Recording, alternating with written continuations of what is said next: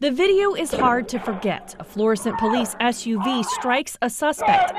For months, protesters gathered outside the Florissant Police Department demanding charges against Officer Joshua Smith. What do we want? Justice! It all happened here in this neighborhood in June of 2020. Now the officer is walking away with 2 years of probation.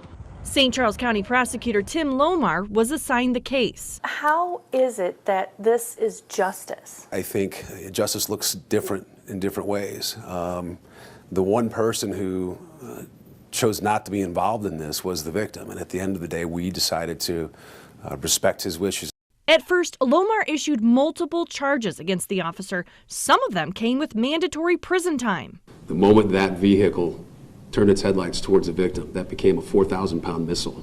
Now, Lomar says it all comes down to intent and being able to prove whether Smith's actions were intentional or reckless. Smith's attorneys insisted his client hit the victim on accident. It was going to be a close call with the evidence as how things may play out in the trial. But ultimately, the victim in this case, through his attorney, was very adamant that we resolve this case short of a trial. The victim is separately suing the city of Florissant. That case is still pending.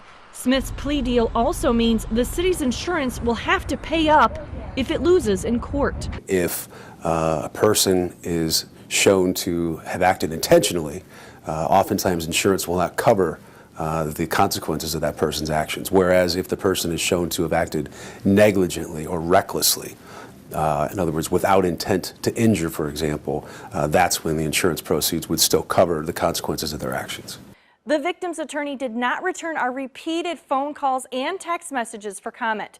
One of the protest leaders was unavailable to go on camera, but he told us he respects the victim's wishes and believes the sentence should have been more harsh.